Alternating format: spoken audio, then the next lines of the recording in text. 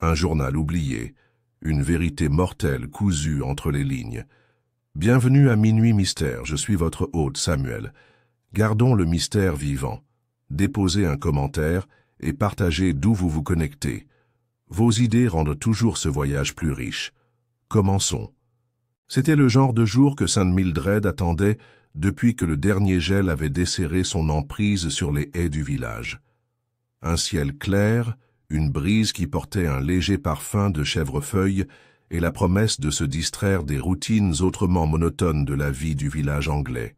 La fête annuelle du jardin de dentelle de Sainte Mildred, organisée dans le jardin du presbytère, était autant une exposition d'arrangements floraux et de bagatelles faites maison qu'une scène sur laquelle les drames tacites du village pouvaient danser sous couvert de conversations polies. Miss Jane Marple, assise sous un parasol blanc à côté de la tente du concours de gâteaux au citron, sirotait lentement son thé et écoutait. Écouter étant, comme toujours, sa véritable occupation. L'épouse du vicaire, Madame Pettingill, s'affairait à proximité avec une urgence bien intentionnée, tentant de s'occuper des enfants indisciplinés et de diriger l'orchestre amateur d'un seul coup. Celui-ci vient des ruches de Little. « Falque » fit la voix de Millicent Brabazon en tendant une cuillère vers la femme du révérend. « Vous pouvez vraiment sentir la différence. Plus de thym que de trèfle. Tout dépend de ce dont les abeilles se nourrissent, vous savez. » Miss Marple ne s'est pas levée pour commenter. Au lieu de cela, ses yeux bleu pâle se dirigèrent vers le bord de la fête, où une silhouette se tenait à l'écart des acclamations. Monsieur Archibald Archie Prowse est récemment revenu au village après 2 décennies d'absence, ayant hérité de sa défunte tante, la vieille maison Hartnell. Il avait été un grand garçon dans sa jeunesse, et il était toujours un homme de grande taille, mais maintenant avec des épaules voûtées et des yeux qui rencontraient rarement ceux des autres. Son arrivée avait réveillé de vieux discours, jamais malveillants, juste des spéculations curieuses propres au village. « C'est étrange », murmura Dora Willett à Miss Marple, prenant le siège vide à côté d'elle, sans attendre d'être invitée. Archie Prowse était à peine dans le village depuis 5 jours, lorsqu'il a commencé à rénover l'arrière-hangar. Il a dit qu'il avait besoin d'espace pour un projet. Et puis il y a la fille. Miss Marple haussa délicatement un sourcil. Mademoiselle Cora Enstone. La nièce du bibliothécaire de Little Upton. Assez moderne, elle peint, lit des romans français, et porte parfois des pantalons. Elle séjourne à Hartnell House depuis des semaines, mais personne ne peut dire si elle est sa pupille, sa compagne ou... Enfin, Miss Marple a simplement remué son thé.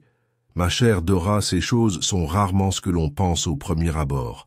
Un enfant a éclaté de rire près de la noix de coco timide et quelqu'un a entonné une interprétation de Jérusalem au piano.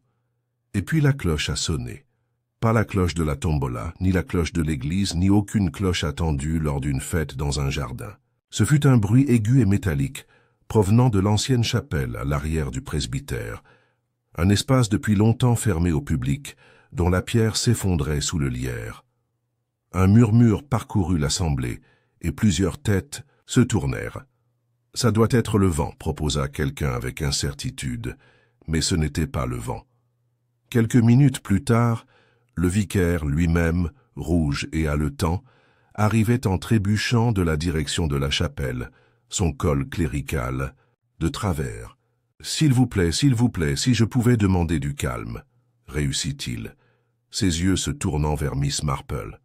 « Il y a eu un incident. Je dois demander que personne ne quitte les lieux. » Il y eut une inspiration collective et un frémissement parcourut les tables de tartes et de bagatelles à moitié mangées. C'est Madame Pettingill parle maintenant, qui a osé demander « Quel genre d'incident, Henry ?» Le curé s'éclaircit la gorge. « Il y a eu un décès dans l'ancienne sacristie. Je crois qu'il peut s'agir d'un meurtre. Pandémonium menacé. » Les tasses de thé tombèrent au sol avec fracas. La jeune Daphné Fullerton fondit en larmes. Monsieur Prowse, toujours au bord de la fête, ne semblait pas réagir du tout. Miss Marple, cependant, posa doucement sa tasse, croisa ses mains gantées sur ses genoux et dit « Je pense que nous devrions peut-être veiller à ce que personne ne altère quoi que ce soit. Les gens sont terriblement irréfléchis en période de choc. » En moins d'une heure, le constable du village, le sergent Tomley, un homme bien intentionné, de caractère honnête et à l'intuition modeste, était arrivé et avait bouclé la chapelle. Le corps, a-t-il confirmé, était celui de Miss Cora Enstone. Elle avait été retrouvée sur le sol de pierre froide de la sacristie, la tête ensanglantée par un lourd chandelier en laiton. Aucun signe d'effraction, aucune lutte, aucun cri. Son journal avait été retrouvé à côté d'elle, un étrange objet relié en cuir avec une couverture à motif de dentelle. Mais quelqu'un en avait arraché plusieurs pages. Elle était en train de dessiner la chapelle, marmonna le vicaire à personne en particulier. Elle a dit qu'elle aimait ces lignes, même en ruine. Miss Marple se tenait les mains jointes sur son sac à main. « C'est toujours si étrange, murmura-t-elle. Comment les lieux anciens cachent de nouvelles tragédies ?» Elle se tourna vers le gendarme et dit doucement « Puis-je regarder le journal, sergent? J'ai un penchant pour les motifs de dentelle. Ma tante Caroline m'a appris la dentelle au fuseau quand j'étais enfant. De tels motifs ont parfois un sens. » Il cligna des yeux. « Eh bien, je suppose qu'il n'y a pas de mal. Mais c'est une preuve, Miss Marple. »« Bien sûr. Mais parfois les preuves résidant dans les coutures, tu ne trouves pas? » Alors, que la fête tombait dans une confusion feutrée et que les voisins se regardaient avec suspicion plutôt que commérage, le regard de Miss Marple restait fixé sur la porte sombre de la chapelle. Les fils du comportement humain s'entrelacèrent déjà dans son esprit pour former un modèle visible seulement, comme toujours, à ceux qui voulaient regarder de près. Et Miss Marple regardait toujours attentivement. Le lendemain matin, les banderoles de fête battaient toujours au vent, mais l'esprit de fête s'était évaporé depuis longtemps. Les tables du jardin du presbytère restaient à moitié débarrassées, leurs bagatelles autrefois fières enfoncées, et les gâteaux au citron fanés par la chaleur. Sainte Mildred s'était retrouvée au lendemain d'un scandale, avec la douceur troublante d'un village habitué à la catastrophe polie. Le chronique quotidienne n'était pas encore arrivé, mais aucun journal n'aurait pu rivaliser avec l'efficacité rapide de la vigne locale. À 9 heures, presque tous les foyers, de Widersham Lane à Elderbank Close, savaient 3 choses: que Miss Cora Enstone était morte, qu'elle avait été assassinée dans la chapelle désaffectée et qu'Archie Prowse n'avait plus prononcé un mot depuis. Au salon de thé Green Fox, 4 des habitants les plus endurants du village s'étaient rassemblés dans leur coin habituel. Madame Clemency Hall, une institutrice à la retraite passionnée de réglementation et de marmelade, Monsieur Ewan Tupper, ancien commis de chemin de fer et aspirant dramaturge au succès incertain, Madame Dora Willett, de la famille Willets, autrefois riche, qui avait récemment commencé à se qualifier de généalogiste amateur, et, bien sûr, Miss Marple, qui n'était pas une habituée, mais dont la présence faisait toujours passer le ton de l'oisiveté à la curiosité. « Je dis toujours que c'est romantique », a déclaré Dora sur son scone beurré. Pauvre Cora, artistique, idéaliste, tragique. Elle a dû découvrir quelque chose dans cette maison. Quelque chose qui vient de la guerre, peut-être. Vous savez que sa famille était impliquée dans la résistance en France. Ewan Tupper se moqua, manquant de renverser le sucrier. Ce n'est pas un roman d'espionnage, Dora. Il est plus probable qu'elle ait offensé quelqu'un avec ses peintures. Les gens n'aiment pas être rendus de manière peu flatteuse à l'huile. Madame Hall fronça les sourcils.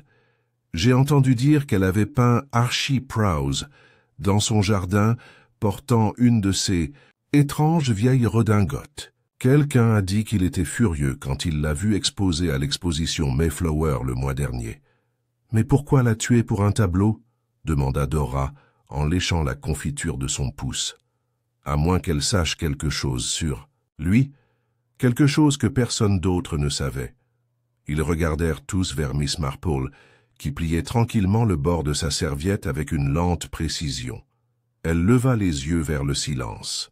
Je crois que Cora a fait remarquer un jour, dit-elle, comme si elle se rappelait une ligne d'une conversation lointaine, que la dentelle révèle l'esprit de son créateur. Chaque motif raconte une histoire, parfois une histoire que le créateur ne savait pas qu'il racontait. Il y eut un moment de confusion, puis Ewan se pencha en avant. « Vous pensez que le journal était un message codé, Miss Marple ?» Elle sourit faiblement. « Oh, je ne présumerai pas. Mais les gens s'investissent souvent plus dans les choses qu'ils créent qu'ils ne le pensent. » À ce moment-là, la porte s'ouvrit brusquement et le sergent Tomley entra, son uniforme saupoudré de gravier et le front déjà humide. Il se dirigea directement vers le comptoir, commanda du thé et une pâtisserie, puis repéra le groupe et leur fit un signe de tête poli. « Nous venons de terminer la construction de la maison, » dit-il principalement à Miss Marple. Aucun signe d'effraction, rien de visiblement volé, mais l'endroit est particulier. Il a gardé toutes les pièces telles qu'elles étaient lorsque sa tante y vivait. Housse de protection, volets fermés, sauf pour l'arrière-bureau. C'est là qu'elle peignait et gardait ses affaires. Miss Marple fit un doux signe de tête. « Et les pages déchirées, sergent ?» Il hésita. « Toujours portées disparues. Nous ne savons pas ce qu'il y avait dessus. Juste des bouts bien nets là où ils ont été coupés. Proprement aussi. Pas... » « Ça déchirait. Coupé avec des ciseaux ?» a demandé Madame Hall. « Ou un coupe-papier, peut-être. Quelque chose de pointu. Le journal est une chose étrange, relié en cuir à motif, comme vous l'avez dit, Miss Marple. Il y a une étiquette à l'intérieur, réalisée par Fontaine, Paris. Une sorte de carnet sophistiqué pour les notes d'un artiste. » Miss Marple croisa les mains. « Influence française. Curieux. » De nombreux biens de Cora reflètent un goût continental, une affectation peut-être, ou un héritage. Le sergent Tomley s'est frotté la nuque. « J'aimerais vous demander quelque chose, Miss Marple. » Officieusement, pour ainsi dire. Madame Hall et Dora se penchèrent, mais Tomley écarta doucement Miss Marple. Dans le bureau, dit-il à voix basse, il y avait un seul panneau de dentelle punaise sur le mur. Chose étrange. Il semblait inachevé, juste un coin d'un dessin complexe, de la dentelle au fuseau peut-être. Elle était clouée comme une carte, mais le fil, il était teint par endroits, pas seulement en blanc, des morceaux de bleu et de gris. Les yeux de Miss Marple se plissèrent légèrement. Que est inhabituel? La dentelle au fuseau, lorsqu'elle est teinte intentionnellement, porte souvent une signification symbolique, utilisée dans les anciennes traditions de cour européennes. Mais si c'est moderne, eh bien, c'est peut-être simplement une déclaration artistique, ou un code, marmonna-t-il, très probablement. Ils se séparèrent et Miss Marple retourna à sa place. Pendant ce temps, ailleurs dans le village, d'autres conversations attisent les braises des soupçons. Madame Clara Prowse, la cousine d'Archie, a été entendue chuchoter à la femme du boucher qu'elle avait toujours trouvé Cora à moitié trop intelligente. Un jardinier de Hartnell House a affirmé avoir vu des lumières allumées dans la chapelle tard dans la nuit. Le bibliothécaire de Little Upton a juré que Cora avait récemment demandé des livres sur la cryptographie. Et pourtant, au milieu de tout cela, Archie Prowse restait silencieux. Cet après-midi-là, Miss Marple parcourut le chemin qui menait de l'allée principale à Hartnell House. Le bâtiment n'était ni grandiose ni pittoresque, juste une structure sombre, recouverte de lierre, avec des fenêtres étroites et de lourds avant-toits. Elle s'arrêta devant le portail, remarquant que les parterres de fleurs portèrent des signes de perturbation récente. Le sol avait été retourné à la hâte et sans grand soin, et quelque chose brillait faiblement près du rosier. Un éclat de verre? Une perle? Elle n'est pas entrée. Au lieu de cela, elle fit demi-tour et descendit une ruelle en direction du cimetière, passant devant la chapelle désormais scellée par du ruban adhésif de la police. Un nouveau bouquet de jacinthes, des bois reposaient sur le rebord de pierre près de la sacristie. Miss Marple fit une pause, puis se pencha doucement pour les examiner. Aucune remarque. Juste des jacinthes des bois, cueillies dans les bois, attachées avec de la ficelle. Derrière elle, une voix agitait le calme. « Vous pensez que les fleurs peuvent vous dire quelque chose, Miss Marple ?» Elle se tourna et trouva Archie Prowse, debout à quelques pas. Ses vêtements étaient soignés mais démodés, son expression illisible. « Les fleurs racontent des histoires, » dit-elle simplement. Parfois même les vérités ne peuvent pas être dites à haute voix. Il regarda le bouquet et hocha brièvement la tête. Cora aimait les jacinthes.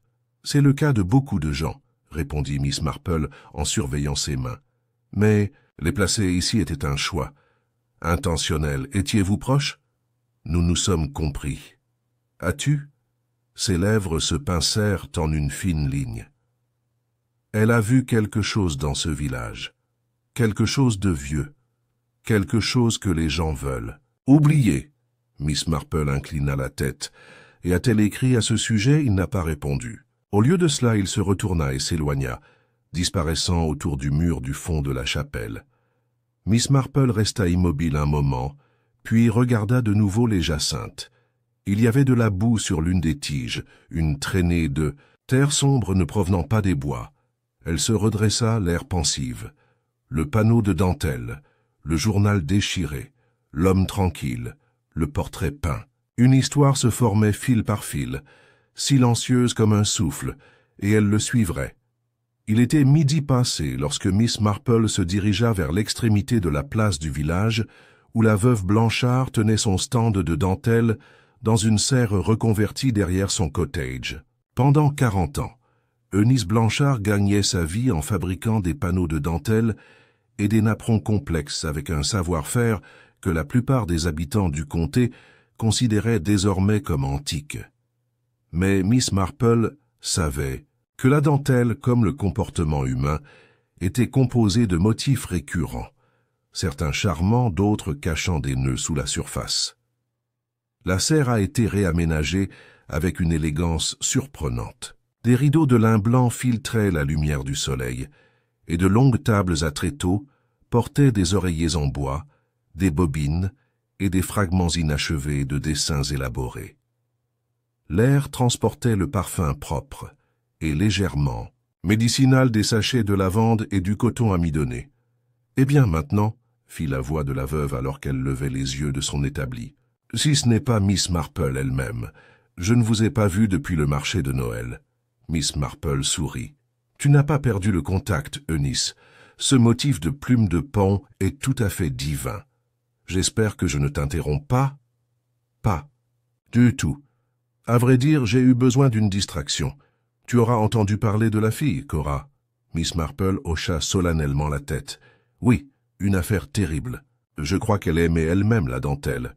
Ou du moins, elle tenait un journal avec un motif de dentelle en relief sur la couverture. » Les sourcils de la veuve se haussèrent. « Imaginez ça. Ce ne serait pas une des pièces de Fontaine. Ce n'est-ce pas, de Paris ?» « C'était le cas, confirma doucement Miss Marple. « Les connaissez-vous » Eunice eut un rire complice. « Seulement de réputation. Fontaine faisait fureur dans les années 30. Il fabriquait des reliures en fausse dentelle pour les journaux intimes. Populaire parmi ceux qui aimaient se sentir artistiques sans passer des heures sur un métier à tisser. Mais les motifs suivent toujours des séquences traditionnelles, remarquez. Vous pouvez lire un panneau de dentelle Fontaine de la même manière que vous liriez un vieux travail d'Oniton, si vous avez l'œil pour cela. Diriez-vous qu'un tel modèle pourrait être utilisé pour transmettre un sens? Eunice leva brusquement les yeux, arrêtant sa canette du bout du doigt. Demandez-vous si un motif de dentelle pourrait être un code. Disons, répondit délicatement Miss Marple, que quelqu'un veuille enregistrer quelque chose de privé, quelque chose de dangereux, d'une manière qui semble décorative. La dentelle pourrait-elle offrir une sorte de camouflage? Eunice se tapota les lèvres. Avec un doigt. Certains motifs ont des significations, oui, pas vraiment secrètes, mais symboliquement ils peuvent en dire beaucoup. Par exemple, le lierre a tendance à représenter la fidélité. Une chaîne brisée pourrait suggérer un amour perdu. Une série de boucles torsadées peuvent signifier une trahison. surtout lorsqu'elles sont placées à côté de motifs de cœur. Mais pour réellement coder un message, eh bien, il faudrait un esprit inhabituel pour y penser. Les yeux de Miss Marple pétillèrent. Et peut-être une jeune femme qui ne se sentait pas en sécurité, mais intelligente. Eunice devint sérieuse. Si Cora Stone essayait d'avertir quelqu'un ou de nommer quelqu'un à travers ses dentelles, il faudrait un œil attentif pour le voir. Mais vous avez toujours eu le don de repérer ce que les autres négligeaient, Miss Marple. Miss Marple se leva. Et tu as le don de la clarté, Eunice, merci. En retraversant le village, elle s'arrêta à la poste où Madame Gertrude Lemming, qui tenait le guichet avec une efficacité de fer, distribuait les télégrammes et les colis du matin. Oh, Miss Marple. Madame Lemming a appelé en la repérant. Je viens de recevoir une livraison de la bibliothèque de Little Upton, des livres commandés par Cora Stone, mais elle n'est jamais venue les chercher. J'ai pensé que l'agent de police voudrait peut-être les voir, mais il a déclaré qu'aucun crime n'avait été commis à cet endroit. Ce adresse, donc ce n'était pas son affaire. Miss Marple accepta la mince pile de livres avec un petit signe de tête.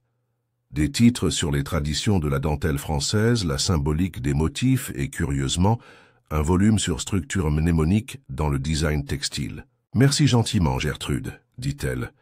Je pense que ces projets pourraient être plus intéressants que quiconque ne le soupçonne. » Elle rentra chez elle à Church Lane et passa le reste de l'après-midi à réviser les livres, son tricot étant oublié sur ses genoux.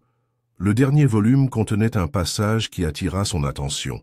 Le symbolisme du fil était souvent utilisé pour commémorer les événements des échantillonneurs de dentelle, en particulier les décès, les trahisons et les fortunes perdues. Dans certaines régions de France, un anneau de dentelle brisé signifiait non seulement une séparation romantique, mais aussi une conséquence mortelle. Miss Marple regarda de nouveau le croquis que le sergent Tomley avait fait du panneau, de dentelle du bureau de Hartnell House, une reproduction hâtive mais suffisamment claire pour un œil exercé. Une bague à moitié terminée, une série de nœuds sombres en diagonale, un motif de vigne en spirale vers l'intérieur. Pas un motif pour plaire à l'œil, mais un message formé sous la détresse. Plus tard dans la soirée, alors que le soleil se couchait dans une brume orange pâle sur les toits de St. Mildred, elle s'aventura jusqu'au presbytère. Le révérend Pettingill la reçut avec l'hospitalité agitée d'un homme encore un peu étourdi par les événements de la fête. « Mademoiselle Marple, oui, bien sûr. Entrez, s'il vous plaît. Ma femme fait partie de la guilde des dames, essayant de maintenir un certain sentiment de normalité. Pas facile, je vous l'assure. » Ils s'assirent dans son bureau et autour d'un thé faible et de digestifs émiettés, Miss Marple posa gentiment des questions sur la chapelle. « Je comprends que... » Cora aimait le dessiner. Le vicaire hocha la tête. Elle a dit qu'elle trouvait cela obsédant. Elle venait souvent, toujours le matin, toujours seule. Sauf... Oui. Eh bien, plusieurs fois je l'ai vue là-bas, avec Archie Prowse. Pas à l'intérieur de la chapelle, mais à proximité. Parlant, se disputant une fois, même si j'étais trop loin pour l'entendre. Elle avait l'air bouleversée. « Et avez-vous vu quelqu'un d'autre visiter la chapelle ?» Le vicaire hésita. « Eh bien, maintenant que vous en parlez, je crois que Madame Lydia Montrose y a été vue une fois. Elle est la veuve du gardien, vous savez. Elle prétend ne pas s'intéresser à l'endroit, dit que cela lui rappelle les funérailles et la moisissure. Mais Daphné, notre petite femme de ménage de l'église, m'a dit qu'elle avait vu Madame Montrose se faufiler par la porte arrière de la chapelle une semaine avant la fête. Elle portait quelque chose enveloppé dans du tissu. Le front de Miss Marple se plissa. Et a-t-elle dit ce que c'était? Non. Il l'a catégoriquement nié lorsqu'on lui a demandé. Miss Marple sourit faiblement. « Merci, vicaire. Vous avez été très utile. » Alors qu'elle rentrait chez elle par l'allée baignée de crépuscule, elle passa de nouveau devant Hartnell House. Les rideaux étaient tirés et aucun signe de vie n'apparaissait à l'intérieur. Mais l'odeur de la térébenthine persistait faiblement dans l'air. Quelqu'un peignait. Cette nuit-là, Miss Marple exposa ses pensées devant elle comme des pièces sur un échiquier. Cora Enstone possédait un journal recouvert de dentelles. Plusieurs pages avaient été délibérément supprimées. Elle étudiait le symbolisme de la dentelle, en particulier les traditions françaises impliquant des messages émotionnels ou fatals.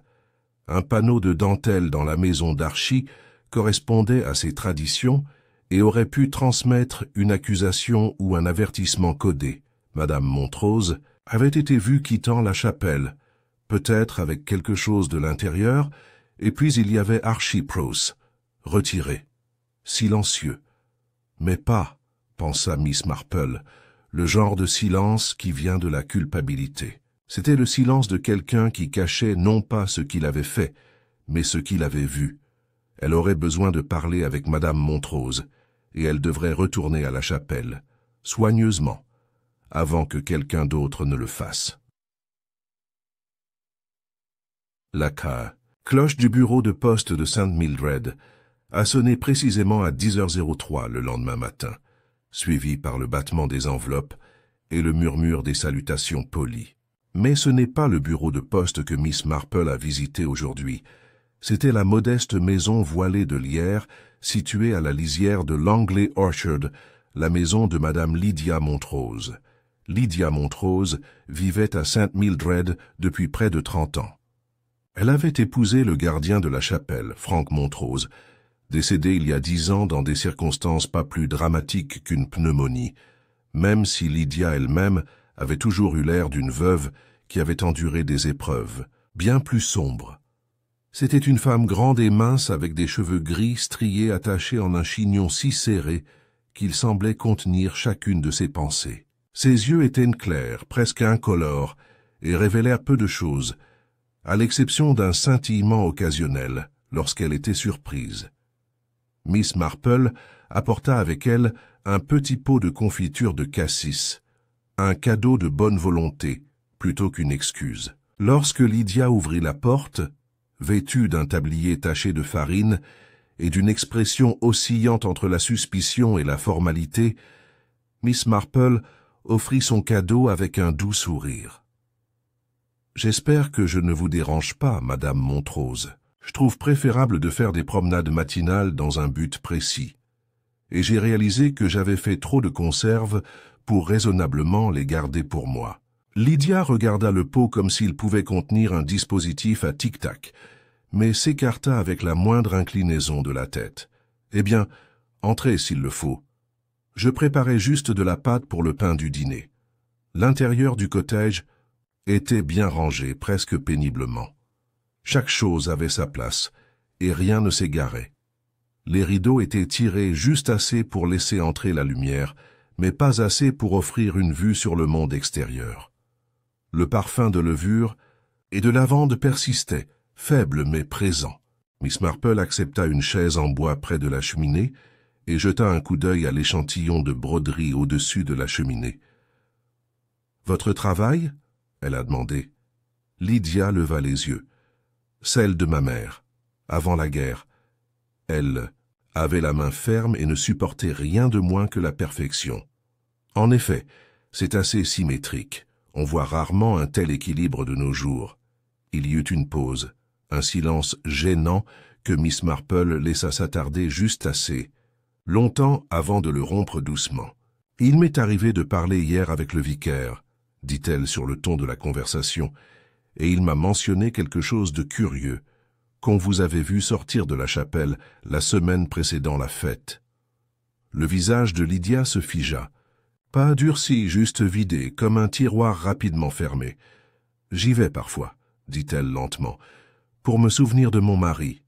Bien sûr, c'est un endroit paisible. » Les yeux de Miss Marple ne quittèrent pas son visage. Daphné, la fille, du presbytère, a cru t'avoir vu porter quelque chose. « Je porte des fleurs. » Miss Marple inclina la tête. « Et le tissu ?» La mâchoire de Lydia se serra. Si elle avait vu du tissu, cela aurait été l'emballage du bouquet. « Je vois. » Un long souffle passa entre eux. « Je comprends que vous connaissiez Miss Cora Enstone. » Lydia hocha brièvement la tête. Elle était polie, trop curieuse peut-être. Elle posait toujours des questions sur la chapelle, sur son histoire. Elle posait des questions comme si les pierres pouvaient répondre. Je lui ai dit que tout ce qui était ancien n'avait pas besoin d'être rappelé. Elle aimait dessiner. Elle a demandé de peindre l'intérieur de la sacristie, répondit Lydia, avec raideur. J'ai refusé, je lui ai dit que ce n'était pas une galerie. Et pourtant, dit doucement Miss Marple, elle avait été trouvée là-bas. Lydia se détourna. Ce n'est pas ma faute. Non. Mais quelqu'un a retiré des pages de son journal. Et quelqu'un a laissé des jacinthes sur les lieux. Fraîches, sorties des bois, attachées avec de la ficelle de cuisine, un peu comme celle que vous utilisez pour vos bouquets d'herbes, je pense. Une pause. La main de Lydia, qui s'affairait avec le tissu de pâte, se figea au milieu du pli. Vous insinuez beaucoup, Miss Marple. Non, ma chère. J'observe simplement. Miss Marple se leva. Si jamais vous souhaitez parler de votre mari ou de la chapelle ou de Cora, je serai toujours heureux de vous écouter.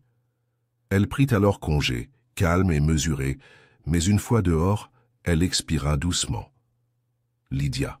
Montrose cachait quelque chose, mais restait à savoir s'il s'agissait de culpabilité, de chagrin ou de quelque chose de plus dangereux.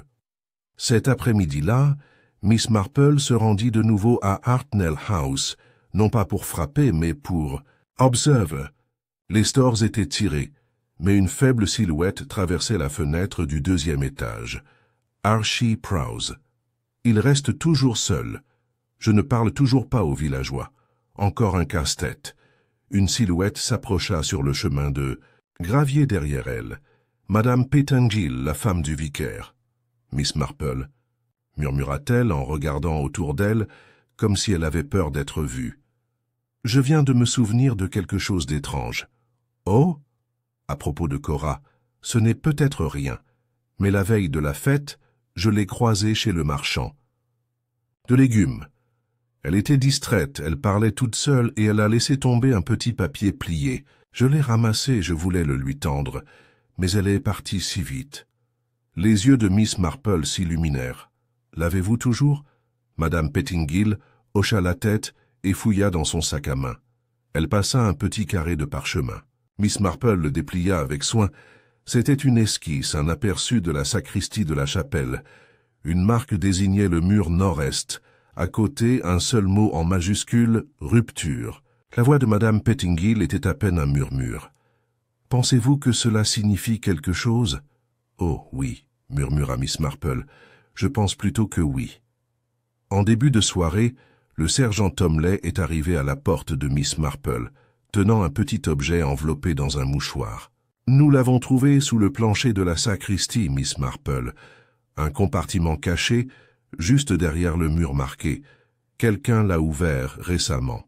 Il y avait des traces d'éclats de peinture et de toile cirée à proximité. » Elle déballa le paquet pour révéler une broche ancienne, un filigrane d'or avec un relief à motif de dentelle, délicat et usé.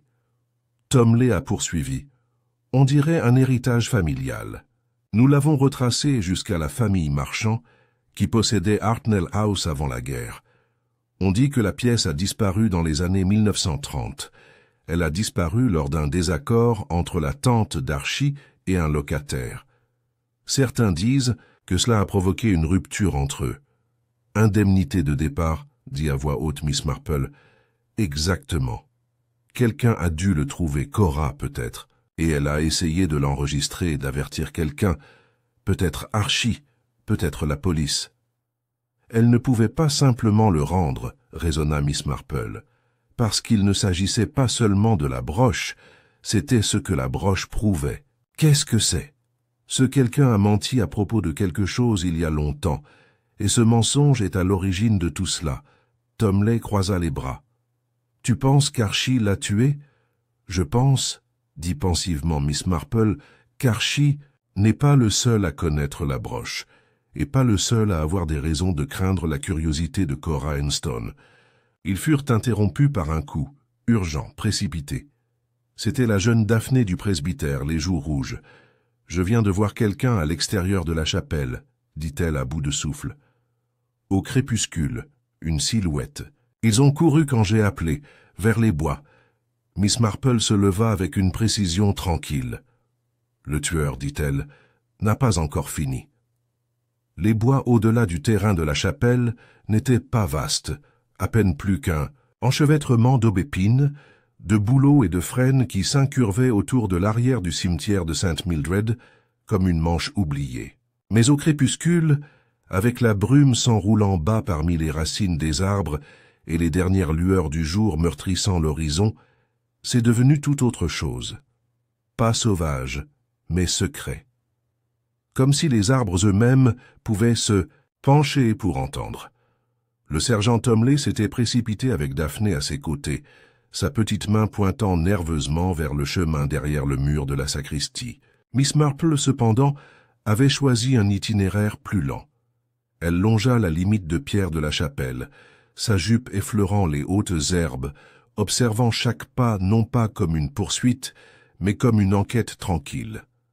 Elle remarqua les tiges cassées près du bord du mur nord, une empreinte, faible mais fraîche, enfoncée dans la terre humide. Grand, mâle, puis une autre, à moitié tachée, mais qui mène vers la clairière derrière l'ancienne remise du gardien. C'est là, juste sous la branche tordue d'un orme, tombé qu'elle l'aperçut, un morceau de tissu accroché à une ronce, bleu-gris, laine fine provenant d'un manteau ou d'une veste. Elle le retourna délicatement entre ses doigts gantés. Il était déchiré, comme par un mouvement brusque, et légèrement parfumé de quelque chose d'indéniablement français, eau de Cologne. Ce n'est pas le genre de parfum porté par les ouvriers ou les campagnards. Cela a été raffiné, continental et masculin. Lorsque Tomley revint quelques minutes plus tard, essoufflé et les mains vides, elle lui tendit le tissu. « Ce n'était pas un villageois, sergent. Je parierais que celui qui courait portait des vêtements sur mesure et ne s'attendait pas à se faire prendre. » Tomley l'examina. Ça aurait pu être Archie Prose, peut-être. Mais reviendrait-il sur les lieux du crime avec autant d'audace? Non, c'était quelqu'un qui cherchait quelque chose. Peut-être s'assurait-il que rien n'avait été laissé derrière lui. Tomley fronça les sourcils. Encore ce compartiment caché, ou quelque chose que Cora Enstone a caché, ou projetait de révéler. Elle fit un geste vers l'intérieur de la forêt. Quiconque était ici sait que nous nous rapprochons. Ils retournèrent au village, alors que le crépuscule se transformait en une nuit complète. Les cloches de Saint Mildred sonnèrent en la demi-heure, solennelles et sonores.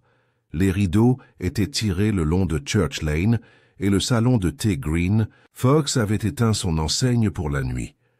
Miss Marple se retira dans son salon et reprit son habitude de prendre le thé du soir sans cérémonie. Mais ses pensées bouillonnaient. Le morceau de laine, le journal déchiré, la dentelle codée, la broche d'héritage. Et maintenant, un homme dans les bois, inconnu, peut-être étranger, certainement déterminé. Le lendemain matin, on frappa de manière inattendue à la porte d'entrée de Miss Marple. Elle l'ouvrit pour trouver un visiteur qu'elle n'avait pas prévu si tôt. L'inspecteur Howard Lynn de la police du comté, un grand homme aux tempes argentées, plus connu pour ses bottes cirées que pour son intuition aiguisée. « Miss Marple » la salua-t-il cordialement. « J'ai bien peur que votre village ait attiré beaucoup d'attention. » Miss Marple l'a fait entrer avec sa grâce calme habituelle. « Vous avez entendu parler de l'incident survenu à la fête, je suppose. » « J'ai été informé. Une jeune femme tuée dans une chapelle désaffectée, un journal volé, une broche. Caché. Et maintenant, des traces mystérieuses dans les bois. » Il sourit faiblement. « J'ai été informé que vous aviez un intérêt particulier. » Miss Marple lui rendit son sourire avec l'un des siens. « Je suis vieux, inspecteur. Mais l'observation reste le grand passe-temps de ma vie. » Il prit le siège qu'elle lui offrait et jeta un coup d'œil autour de son salon, remarquant les étagères, le service à thé et un vase d'hortensia dont les pétales commençaient à s'enrouler sur les bords. « Il y a autre chose que tu devrais savoir, » dit-il en se penchant en avant. « Nous avons reçu un rapport d'un village voisin, Little Upton. Un ressortissant français du nom de Jacques Morel y logeait au Crown Inn, Il est parti subitement le lendemain de la fête, payé en espèces, n'a laissé aucune adresse de réexpédition.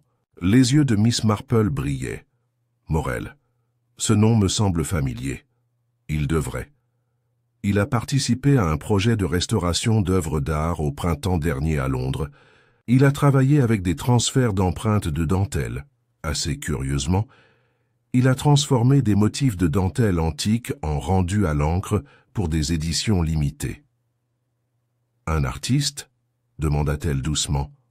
En quelque sorte. A également un casier mineur en France. Fraude principalement. Arnaque de vieux domaines en proposant de les restaurer. Jamais quelque chose de trop grave, mais suffisamment pour faire sourciller. Miss Marple attrapa son tricot. Je crois que Cora a mentionné un visiteur venu de France, quelqu'un qu'elle a rencontré grâce à la correspondance de guerre de son oncle. Je me demande...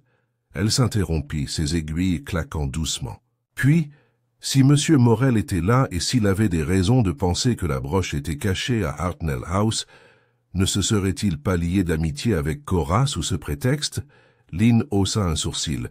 Vous pensez qu'elle a été trompée? Peut-être. Mais Cora n'a pas été dupe facilement. Elle a peut-être découvert ses intentions et prévu de le dénoncer. Il fronça les sourcils. Et si elle le faisait et qu'il le savait? Elle serait devenue un handicap. Et si elle avait codé un avertissement dans son journal ou dans ce panneau de dentelle? Il serait peut-être revenu pour retirer les preuves, ce qui ferait de lui notre suspect le plus probable. Miss Marple hocha la tête une fois. Oui, mais les suspects se cachent souvent dans l'ombre créée par les secrets des autres. Plus tard dans la journée, Miss Marple s'est rendue à la salle des fêtes, où étaient en cours les préparatifs pour une réunion du conseil reportée. Madame Clemency Hall, un presse-papiers à la main, l'accueillit près de la sortie de secours. « J'ai entendu dire que l'inspecteur était en ville, » dit-elle, toujours une porteuse efficace de nouvelles. « Vous ne croiriez pas les ragots. La pauvre Madame Montrose n'a pas quitté sa maison depuis des jours. Et Archie, eh bien, je l'ai vu ce matin acheter de l'encre chez la papeterie. Il avait l'air pâle comme du parchemin. » Miss Marple pencha la tête. « Encre, je me demande... » Elle traversa elle-même le green en direction de la papeterie, où un monsieur Ellis, aux manières douces, confirma l'achat. « Bleu-noir, dit-il. »« Très particulier à propos de la teinte. Il a dit qu'elle devait correspondre aux anciennes entrées. »« Entrées » a demandé Miss Marple. « Un journal, je pense. Il a marmonné quelque chose à propos de la continuité. On aurait dit qu'il copiait quelque chose. » Le cœur de Miss Marple battait doucement. Archie aurait-il pu trouver quelque chose? Les pages manquantes. Elle se tourna de nouveau vers Hartnell House et cette fois, elle frappa.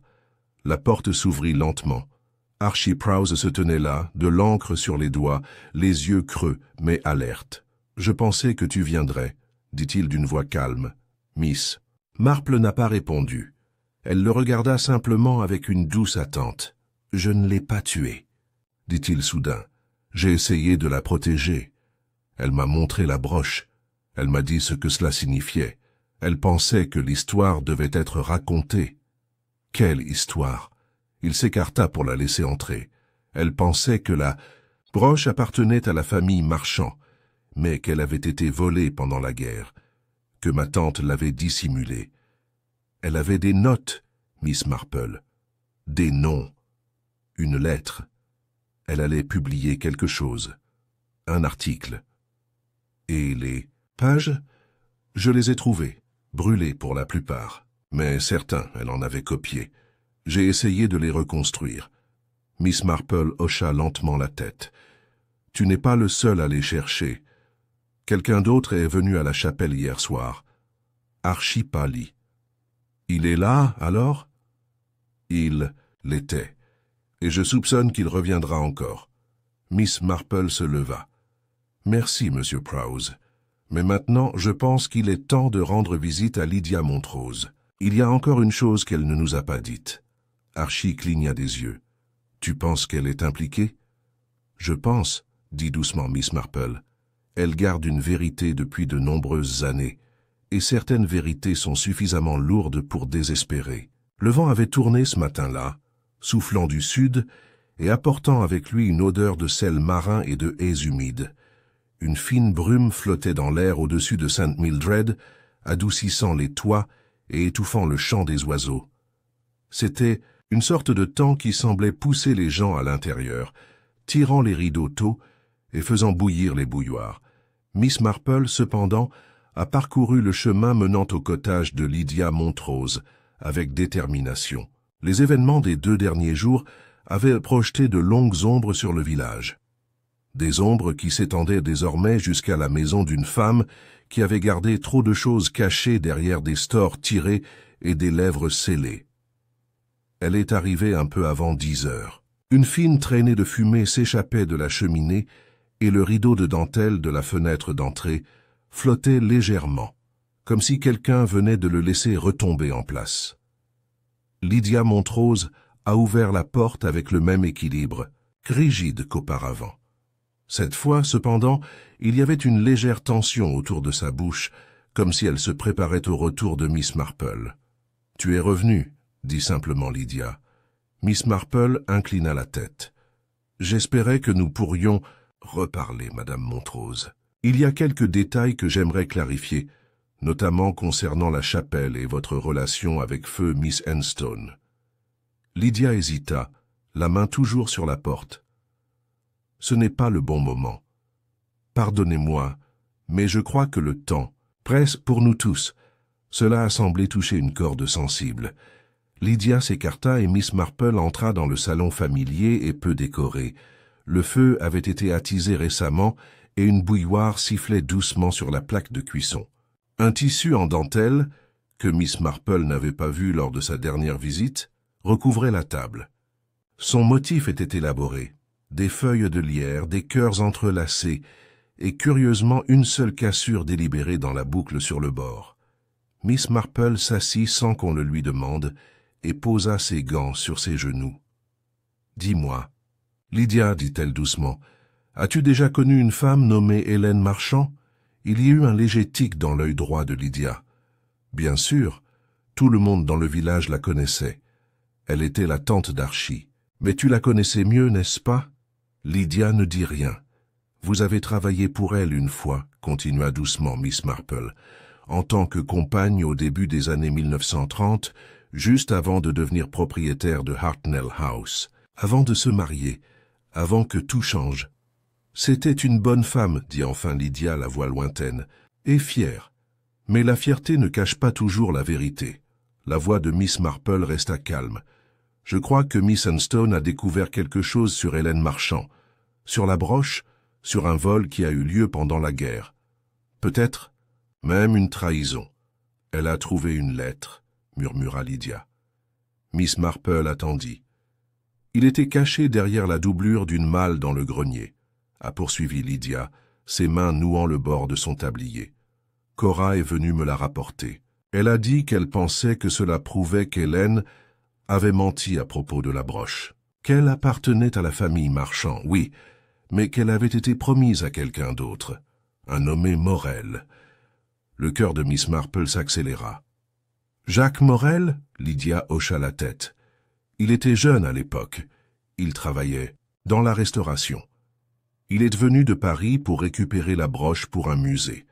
Hélène a dit qu'elle l'aiderait. Elle a dit qu'elle appartenait à sa famille. Mais ensuite la guerre a commencé et elle a changé d'avis. Elle a affirmé qu'il avait falsifié des documents. Il a disparu. Certains disent qu'il a été arrêté en France et n'est jamais revenu. Mais il l'a fait, murmura Miss Marple. Ou c'est son fils qui l'a fait? Je ne sais pas, dit doucement Lydia. Cora pensait qu'il s'agissait du même homme. Elle a dit que la broche était devenue plus qu'un héritage. C'était une preuve. Elle pensait que les marchands l'avaient volé et enterré l'histoire. Et qu'avait-elle l'intention de faire? Elle a dit qu'elle allait confronter Archie, a déclaré Lydia. Ne l'accusez pas, demandez simplement. Elle a dit que s'il était innocent, il l'aiderait à découvrir la vérité. Miss Marple y réfléchit. Mais ensuite, elle a été retrouvée, morte, et la broche cachée derrière le mur de la chapelle a été déterrée. Quelqu'un d'autre surveillait ses mouvements. Lydia leva les yeux, la peur illuminant son visage. Je pense Je pense qu'elle a laissé quelque chose de plus, quelque chose pour moi, avant de mourir. Elle m'a laissé un mot, mais il n'était pas signé et je ne l'ai pas compris au début. L'avez-vous toujours? Lydia se leva et sortit une petite boîte de conserve sous les escaliers. À l'intérieur, soigneusement plié, se trouvait un morceau de papier jauni portant seulement 2 lignes de la belle écriture de Cora. Le modèle est rompu. Suivez le fil près de la feuille de lierre. Le souffle de Miss Marple se coupa. Elle se tourna lentement vers la nappe en dentelle posée sur la table. « Est-ce que Cora t'a donné ça? Je l'ai trouvé dans ma boîte aux lettres le matin de la fête, » dit Lydia. « Pas de note. J'ai supposé que c'était le sien. Personne. D'autres n'auraient pu le faire. » Miss Marple se pencha en avant et étudia le modèle. Le motif du lierre était clair, entrelacé de formes de cœur, mais dans le coin inférieur droit, près du bord du panneau, il y avait un fil cassé. C'était si subtil, si savamment tissé, qu'aucun œil non averti ne le remarquerait. Elle fouilla dans son sac à main et en sortit une petite loupe. Sous son objectif, la faille est devenue nette. Une chaîne de boucles brisée.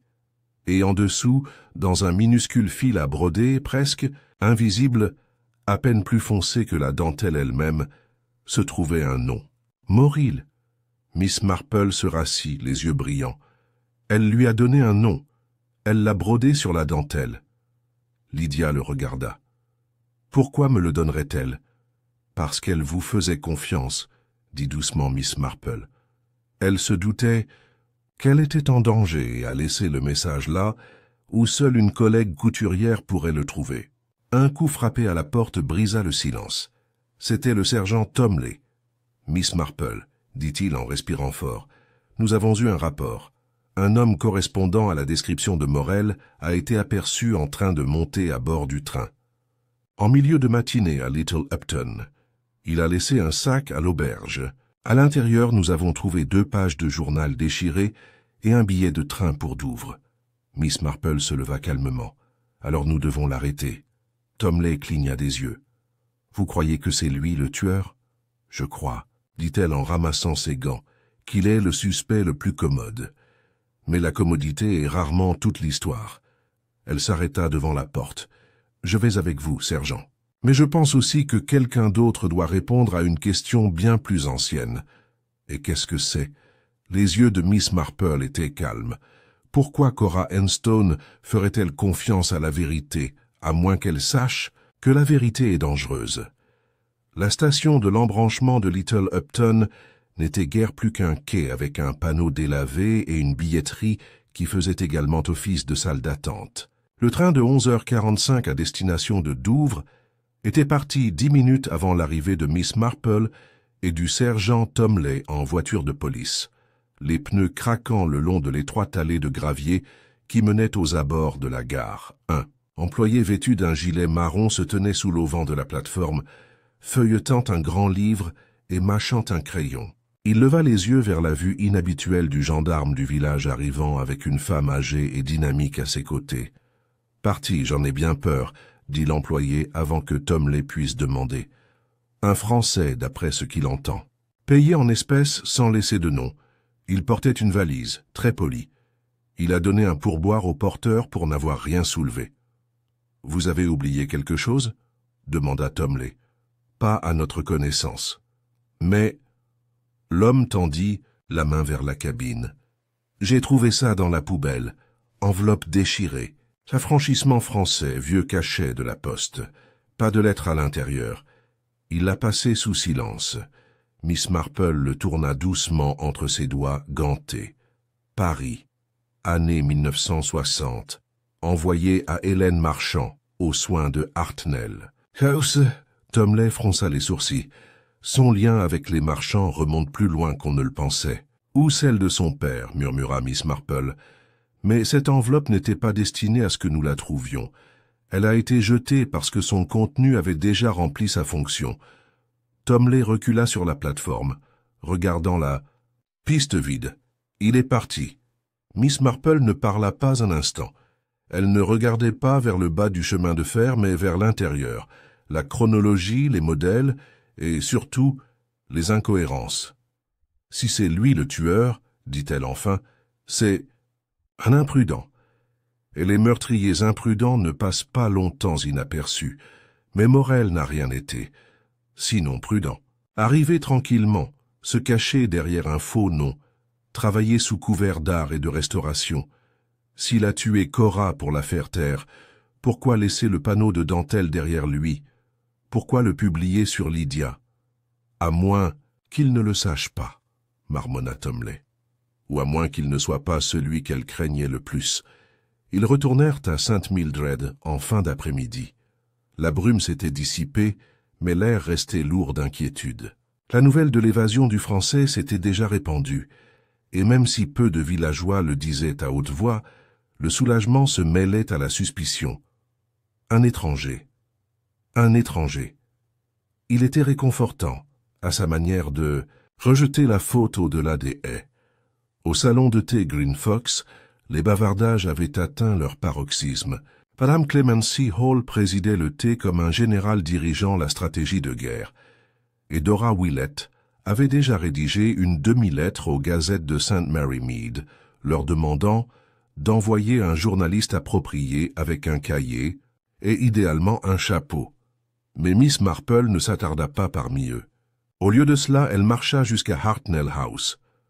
Cette fois, elle trouva Archie dans le jardin arrière, en train de tailler une vigne qui enroulait un treillis rouillé. Ses manches étaient retroussées, ses mains couvertes de saleté. Mais il s'arrêta à son approche. « J'ai entendu parler du train, » dit-il doucement. Miss Marple hocha la tête. « Il est parti. Pour l'instant. » Archie reprit la tonte, coupant la vigne avec une précision mesurée. « Je devrais me sentir soulagé, » dit-il. « Mais je ne le fais pas. »« Non, » dit doucement Miss Marple, « parce que tu commences à comprendre ce que Cora a compris. » Il la regarda attentivement. Que la broche n'était pas qu'une relique familiale ou un symbole de trahison. C'était une preuve. La preuve tangible d'un mensonge qui a dénoué plus d'un fil. Hélène Marchand ne protégeait pas seulement sa réputation lorsqu'elle la cachait, elle la protégeait, celui de quelqu'un d'autre. Le visage d'Archie se durcit. « Tu penses qu'elle l'a fait pour moi ?»« Non, » dit Miss Marple.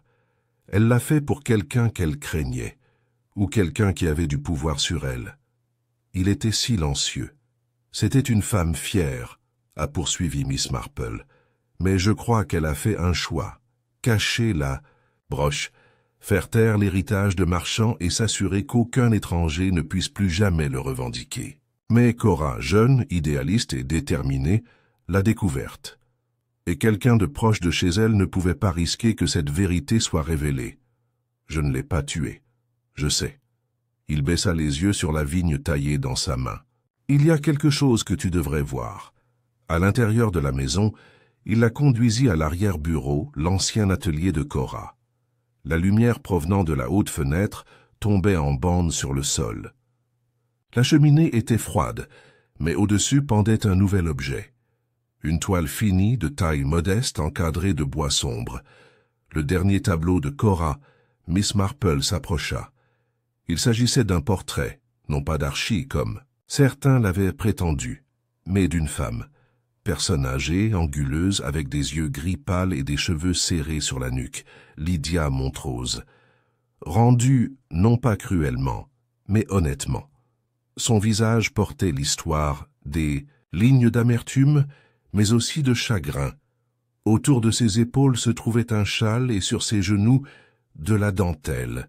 Un panneau à moitié fini, le fil tendu entre les bobines. Et dans ses yeux, autre chose, la peur. Une tension subtile et persistante dans sa mâchoire, la façon dont ses mains agrippèrent le lacet comme une attache. Cora l'a peint 2 jours. « Avant la fête », a déclaré Archie. « Je ne l'ai vu que ce matin, il était roulé derrière l'armoire. » Miss Marple étudia le visage. Elle essayait de nous dire quelque chose. « Je pense, » a déclaré Archie, que Cora pensait que Lydia en savait plus qu'elle ne l'aurait jamais admis. Peut-être pas le tueur, mais un témoin, ou un complice. Miss Marple se détourna du tableau. Et maintenant, elle est devenue silencieuse. Ce soir-là, Miss Marple rendit de nouveau visite à Lydia Montrose. La maison était sombre, les rideaux bien tirés. Une faible lumière vacilla dans le salon du fond, mais personne ne répondit à la porte. Elle frappa encore. Enfin, la porte s'ouvrit en grinçant. Lydia se tenait là, une bougie à la main, son expression illisible. « Vous êtes revenu, dit-elle. »« Oui, je pensais que tu le ferais. » Miss Marple entra. Lydia la conduisit au salon, où le tissu de dentelle recouvrait toujours la table, désormais alourdie de plusieurs lettres pliées et d'une seule photographie. Elle a fait passer la photo. Une jeune Hélène Marchand se tenait bras dessus, bras dessous, avec un homme en uniforme, pommettes pointues, blouse d'officier français, yeux sombres. « Morille, son père, » dit doucement Lydia. « Je me souviens de lui. Il est venu à la maison quand j'y travaillais. Courtois, calme. Elle était amoureuse de lui. Et puis la guerre est arrivée. Elle a choisi la sécurité, sa famille, son nom. Elle l'a traité de menteur. Elle a dit qu'il avait falsifié des documents pour récupérer ce à quoi il n'avait aucun droit. Mais c'est elle qui a falsifié. » Cette histoire. Miss Marple hocha lentement la tête. Donc la broche était sa preuve.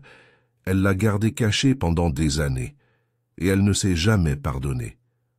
Quand Cora a trouvé la lettre, quand elle a commencé à poser des questions, j'ai paniqué. Je lui ai dit d'arrêter. Mais elle ne le ferait pas, non. « L'avez-vous tuée, Lydia ?» La pièce devint très silencieuse. Lydia secoua la tête, la voix cassante. « Non. Mais je savais qu'elle était en danger. Et je n'ai rien dit. C'est ma culpabilité, Miss Marple. » Silence. Dehors, un rossignol chantait depuis la haie. Miss Marple se leva doucement. Alors le véritable tueur reste bien en vue. Le lendemain de la visite de Miss Marple au cottage de Lydia Montrose, une bruine constante s'est déchaînée, projetant un éclat argenté sur les toits de St. Mildred. Le genre de pluie qui ne détrempait ni ne s'arrêtait, mais qui s'installait comme un avertissement murmuré sur chaque surface. Les parapluies fleurissaient comme des pétales noirs sur la place du village, tandis que les étals du marché s'ouvraient sans enthousiasme, leurs vendeurs se méfiant du ciel et de la tension qui couvait dans l'air. Miss Marple prenait son thé, seule, regardant les gouttelettes courir les unes sur les autres sur sa vitre, tandis que son esprit retraçait les événements des jours passés. Le panneau de dentelle de Cora avait donné un nom, Morel. Mais le tableau restait incomplet. La fuite de Morel était suspecte, mais trop soignée, trop opportune. Le Français ne lui avait pas semblé être un homme poussé à une violente. Panique. Calculé, oui. Trompeur peut-être. Mais un meurtre, le portrait de Lydia Montrose, peint par Cora quelques jours seulement avant sa mort, avait révélé bien plus que la peur. Il faisait allusion au fardeau et la culpabilité. Mais encore une fois, ce n'est pas la culpabilité du sang, mais celle du silence. Miss Marple attrapa son cahier et passa en revue ce qu'elle avait. La broche appartenait autrefois à la famille Morel. Hélène Marchand l'a cachée et a fabriqué un mensonge.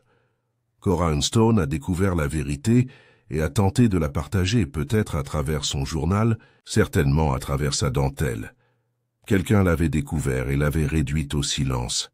Lydia connaissait la vérité, mais était restée silencieuse.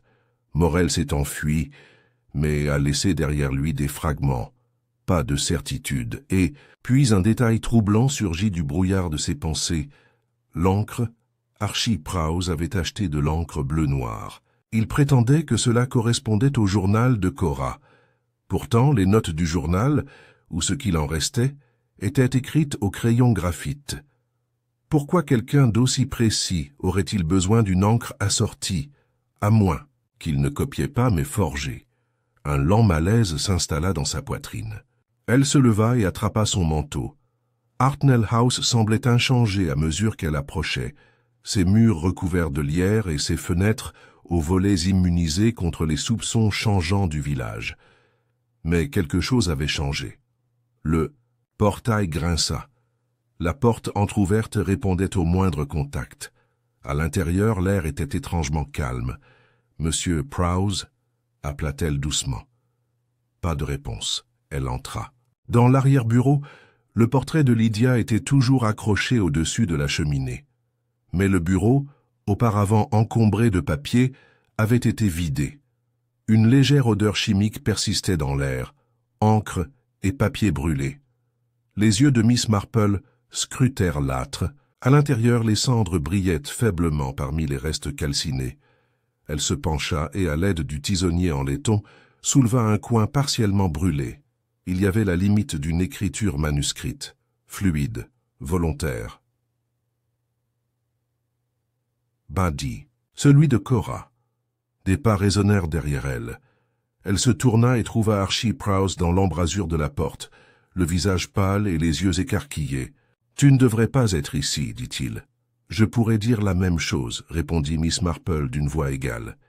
Il s'avança. Je brûlais de vieux brouillons, des pages qui ne voulaient rien dire, mais ce n'étaient même pas les vôtres, n'est-ce pas? Il tressaillit. Miss Marple a poursuivi doucement mais fermement. Vous m'avez dit que vous essayiez de reconstituer le journal de Cora. Vous avez dit qu'elle avait laissé des notes, mais Cora n'a jamais écrit à l'encre. Son journal était tenu au crayon, proprement, de manière cohérente. Cela faisait partie de son caractère. Votre encre bleu-noir ne correspondait pas par coïncidence. Le regard d'Archie baissa. Elle avait écrit des lettres, dit-il enfin, à un avocat. Elle envisageait de contester la succession. Elle voulait faire don de la broche à un musée en France avec une trace complète de son origine. L'expression de Miss Marple s'adoucit. Et vous pensiez que cela ternirait le nom de votre famille. Elle allait le déchirer, dit-il amèrement. Elle n'avait aucun droit. Elle avait parfaitement le droit, répondit Miss Marple. Elle ne voulait pas la broche pour elle-même. Elle voulait la vérité. Vous auriez pu la soutenir. Au lieu de cela, vous avez essayé de faire taire son héritage. Il n'a rien dit. Vous avez falsifié des entrées, supprimé des pages. Vous avez essayé de reconstituer une version différente des événements. Mais vous ne l'avez pas tué. Il leva brusquement les yeux. Non, a poursuivi Miss Marple, votre culpabilité est réelle, mais pas mortelle. Vous avez paniqué après coup. Vous avez essayé de contenir les dégâts. Mais l'incendie que vous avez allumé a laissé de la suie sur vos mains. Un silence passa entre eux. « Tu devrais venir avec moi, » dit-elle doucement. « Dites au sergent, Tomley ce que vous avez fait. Libérez votre conscience. Cela n'effacera peut-être pas votre nom, mais cela vous aidera. » Archie ne bougea pas, mais il ne s'y opposa pas. Miss Marple se tourna vers la porte, puis s'arrêta. « Il y a encore une... chose, n'est-ce pas ?» Il hocha lentement la tête. « Oui, il y a autre chose que tu devrais voir. » C'était dans le grenier. Au milieu de malles poussiéreuses et de vieux linges, derrière un rideau de draperie rongé par les mites, se trouvait une étroite boîte tapissée de velours. À l'intérieur se trouvait un autre panneau de dentelle, délicatement plié entre des tissus. Celui-ci était plus récent que les autres. Le fil était fin, le motif géométrique, presque clinique. La dernière pièce de Cora, a déclaré Archie. Elle l'a terminée la veille de la fête. Miss Marple le déplia soigneusement. Il y avait 4 motifs distincts. Une chaîne brisée, une rose avec une tige coupée, un cœur transpercé par une plume, et dans le coin, un symbole qu'elle n'avait jamais vu auparavant. Une série d'anneaux, entrelacés, interrompus par des hachures croisées. Elle l'étudia en silence, puis elle l'a vu. La plume, l'encre, les fausses entrées. Il ne s'agissait pas d'Archie. C'était un avertissement. Quelqu'un d'autre avait écrit quelque chose qui pourrait nuire. Plus tard dans l'après-midi, Miss Marple visita de nouveau le presbytère. Le révérend et Madame Pettingill l'accueillirent avec chaleur, même si tous, deux étaient visiblement fatigués par les événements de la semaine. « Je dois vous demander, » dit-elle doucement, de nouveau assise dans le bureau du vicaire, « si l'un de vous deux savait que Cora Anstone visitait les archives de l'Église. » Le vicaire fronça les sourcils. « Elle a posé des questions sur les registres paroissiaux. Elle a dit qu'elle recherchait un bienfaiteur local. Nous lui avons donné accès. J'ai supposé que c'était pour son art. A-t-elle parlé avec quelqu'un d'autre ici, de la famille Marchand?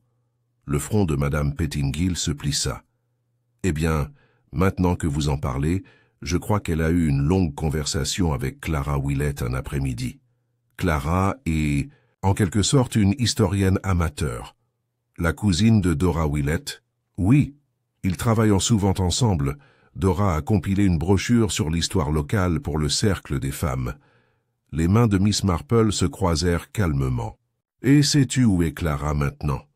Je crois qu'elle est dans la salle, en train de préparer les expositions pour la fête des récoltes. » Miss Marple se leva. « Alors je crois qu'il est temps que je rende visite à la salle. » La salle des fêtes était silencieuse, à l'exception du tintement des bocaux en verre et du doux bruit des cantiques empilés.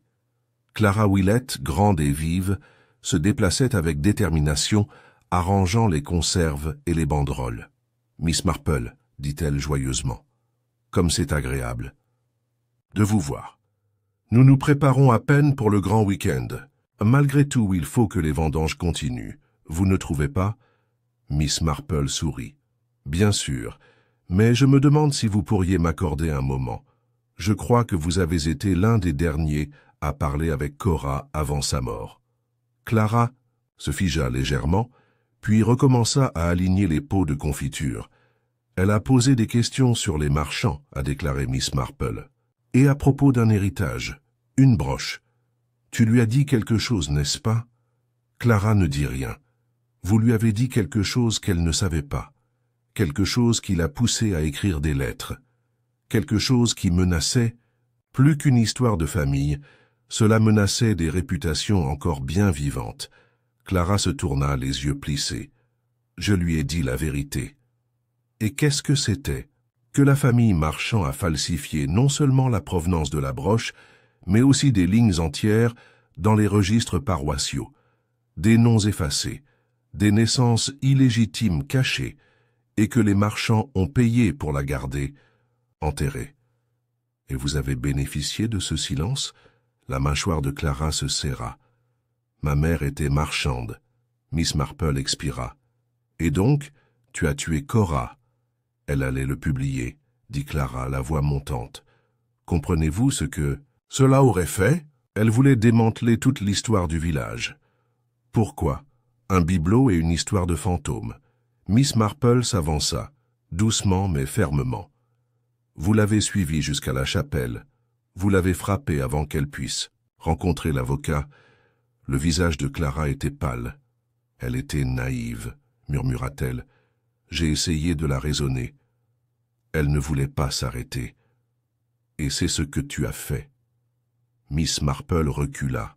Je crois, Clara, que la vérité a une façon de trouver sa voix, qu'elle soit murmurée dans le fil, l'encre ou la confession.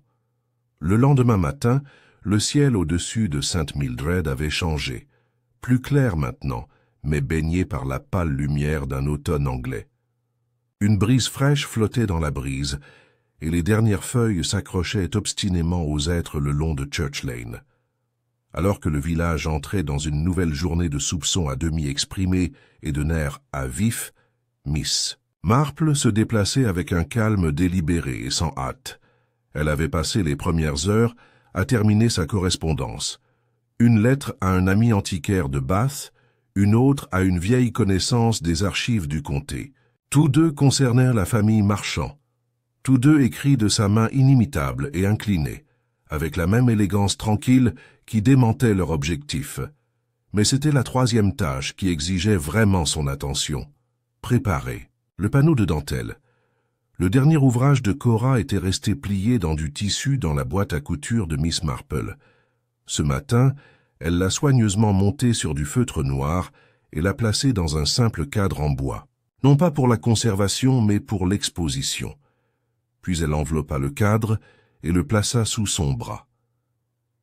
Vers 10 heures, elle se dirigeait vers la salle paroissiale. À l'intérieur, les préparatifs pour le festival des récoltes de Sainte Mildred étaient presque terminés. Des banderoles avaient été tendues aux chevrons, et des rangées de conserves, de cornichons et de tartes bordèrent les longues tables sur tréteaux. Miss Clara Willett se tenait près de l'exposition « Histoire locale et travaux d'aiguille », occupée à épingler des pancartes à côté des arbres généalogiques et des broderies commémoratives. Elle leva les yeux, une expression agréable s'élevant avec un certain effort. « Miss Marple. Ici pour donner un coup de main, j'espère. » « Pas tout à fait, » répondit Miss Marple en posant le cadre enveloppé sur une chaise à proximité. « J'ai apporté un ajout pour l'exposition. »« Oh, oui, un morceau de dentelle de feu Miss Cora Enstone, une de ces dernières. » Clara fit une pause, le sang s'écoulant légèrement de son visage. « Oh, je ne savais pas qu'il y en avait un autre. Il a été récemment récupéré, » dit doucement Miss Marple en déballant le cadre. « J'ai pensé qu'il valait mieux le montrer dans le bon contexte. Après tout, c'est local et c'est très révélateur. » Clara fit un pas en avant et examina le dessin. Ses lèvres se sont serrées. « Le schéma est inhabituel, » a-t-elle déclaré. « Tout à fait, » acquiesça Miss Marple. « Une chaîne brisée, une rose coupée, une plume dans un cœur, très symbolique. C'est juste stylisé. » Miss Marple leva les yeux vers ceux de Clara. « Vous faites beaucoup d'interprétations historiques, Miss Willett. Que diriez-vous que cela signifie ?» Clara hésita. Puis, « L'art est subjectif. »« Pas toujours, » dit doucement Miss Marple. « Parfois, l'art est une confession. » Il y eut une pause. La main de Clara se posa sur sa broche, un vieux camé, craquelé sur le côté. « J'ai parlé à Archie, » a déclaré Miss Marple. « Il m'a montré le portrait de Lydia Montrose fait par Cora. Il m'a également montré les lettres que Cora avait rédigées, celles qu'il a essayé de détruire. Mais une page a survécu, celle qui vous nomme. » Le souffle de Clara se coupa, elle. « Ne l'a jamais postée, » a poursuivi Miss Marple. « Mais elle l'a laissée dans un registre paroissial. Cachée, oui, mais pas si profondément. Je l'ai trouvée hier soir. »« Tu n'as aucune preuve, » murmura Clara. Miss Marple se tourna vers la table de présentation et souleva le cadre. Elle se dirigea vers le devant du hall et le plaça sur un chevalet où le soleil, incliné à travers les hautes fenêtres, l'éclaira. « Alors, permettez-moi de vous offrir une chance. » Elle se tourna vers Clara, son expression douce mais résolue. « Dans peu de temps, la salle sera pleine. Madame Pettingill amène la guilde des dames. L'inspecteur doit également arriver. Je lui ai demandé d'assister à l'exposition. » Le visage de Clara pâlit. Continua Miss Marple, sa voix à peine au-dessus d'un murmure. « Si vous parlez maintenant, doucement et honnêtement, vous aurez peut-être encore de la dignité. Vous pouvez même avoir un certain degré de pitié. Mais si vous permettez à l'inspecteur de le découvrir publiquement, avec des témoins, » Les mains de Clara tremblèrent légèrement. « Elle vous faisait confiance, » a déclaré Miss Marple. « Elle croyait que vous vous souciez de la vérité comme elle. C'est pourquoi elle vous a parlé, c'est pourquoi elle vous a donné les lettres. » Les yeux de Clara brillaient, non pas de larmes, mais de quelque chose de plus froid. Colère, douleur. « Elle voulait détruire l'histoire de ce village, » dit-elle doucement. « Ma famille, les marchands, le fondement même de qui nous sommes. Pourquoi? Pour une broche? Pour un mythe romantique sur un Français et un héritage? » Miss Marple ne dit rien. « Je lui ai dit qu'elle avait tort, » a poursuivi Clara, « qu'elle n'a pas compris, qu'il vaut mieux laisser certaines choses enterrées. » « Et quand elle a refusé d'arrêter ?» demanda gentiment Miss Marple. Les mains de Clara tombèrent sur ses côtés. Elle a dit qu'elle allait chez l'inspecteur, qu'elle lui remettrait tout le lendemain. Elle a quitté la fête plus tôt. Elle est allée à la chapelle pour prendre ses notes. Je l'ai suivie, je ne voulais pas... Elle s'est arrêtée. La voix de Miss Marple était calme. « Mais tu l'as fait. » Il n'y avait aucun bruit dans le hall, à l'exception du tic-tac de l'horloge près de la porte de la sacristie. Elle a essayé de me raisonner. Elle m'a dit que je devais l'aider. Elle a dit que je pouvais contribuer à réparer les choses, mais j'ai vu ce que cela ferait. Au nom de ma mère, au mien. Alors, je l'ai frappée. Miss Marple ferma les yeux pendant un bref instant. Lorsqu'elle les ouvrit, son expression était triste mais claire. « Et après » J'ai pris les pages déchirées. Je les ai brûlées cette nuit-là, je pensais avoir tout enlevé. Je ne savais pas pour la dentelle, pour le deuxième panneau. Miss Marple s'avança et prit doucement la main de Clara dans la sienne. Les gens laissent toujours quelque chose derrière eux, ma chère. Un fil, un murmure, un point, même en silence. À ce moment-là, la porte latérale s'est ouverte et l'inspecteur Howard Lynn est entré, flanqué du sergent Tomley. Clara se tourna, les vit et laissa ses mains retomber sur ses côtés. « Je viendrai », dit-elle. Au moment où la guilde des dames arriva, le panneau de dentelle avait été discrètement retiré de son chevalet. Miss Marple est restée pour aider au jugement des confitures et répondre poliment aux demandes de renseignements sur le mystère qui planait sur la fête. La plupart des villageois n'en apprendraient que les grandes lignes, que le crime avait été résolu, qu'il ne s'agissait finalement pas du gentleman étranger et que Miss Marple avait une fois de plus aidé à faire émerger la vérité derrière le voile. Tard dans la soirée, de retour dans son salon, un tricot à la main, Miss Marple réfléchissait tranquillement. Le panneau de dentelle reposait maintenant dans son panier à couture, plié une fois de plus, une chaîne cassée, une rose coupée, une plume dans un cœur. Il avait fallu tout un village de secrets pour assembler le motif et le courage tranquille d'une femme pour le dévoiler. 2 semaines s'étaient écoulées depuis que Clara Willett avait été discrètement escortée, hors de la salle des fêtes du village, et même si les rumeurs se sont multipliées dans les jours qui ont suivi, Sainte Mildred a commencé, lentement, inévitablement, à retrouver ses rythmes familiers. Le rythme des tasses de thé qui teintent, des rideaux qui s'agitent discrètement, des tailles-haies bourdonnant le long des palissades et du léger parfum de fumée de bois qui s'échappe des foyers d'automne.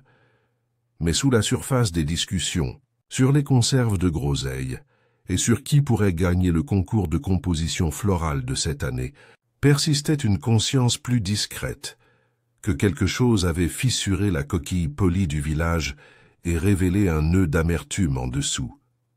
Miss Marple était assise dans son salon par un calme après-midi d'octobre, le soleil pénétrant à travers les rideaux de dentelle dans de doux rayons ambrés qui capturaient les particules de poussière dans les airs. Un plateau de thé était intact à côté de son tricot et sur la table se trouvait une lettre pliée qu'elle avait reçue le matin, le cachet de la poste de la gendarmerie régionale. Il ne contenait aucune surprise.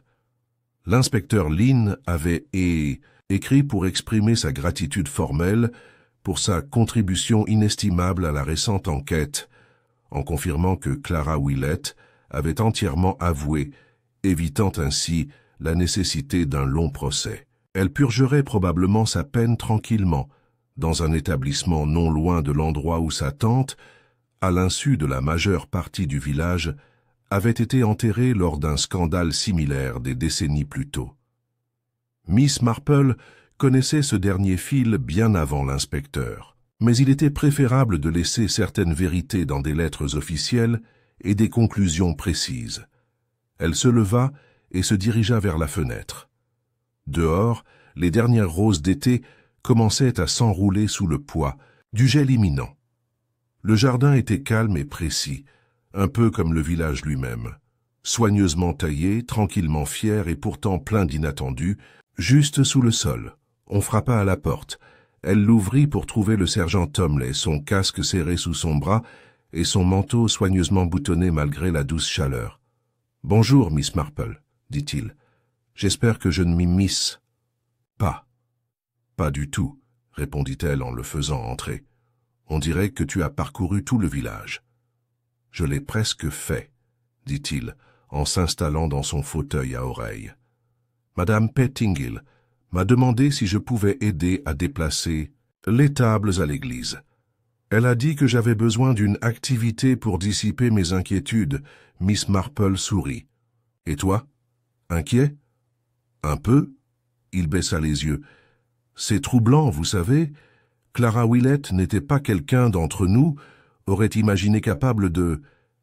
Eh bien ça. La plupart des gens sont rarement ce qu'ils semblent être, dit gentiment Miss Marple. C'est pourquoi c'est une erreur de juger le caractère uniquement par ses manières ou son éducation. Clara n'était pas méchante, sergent. Elle avait peur, de la honte, de perdre le passé qui, selon elle, faisait d'elle ce qu'elle était.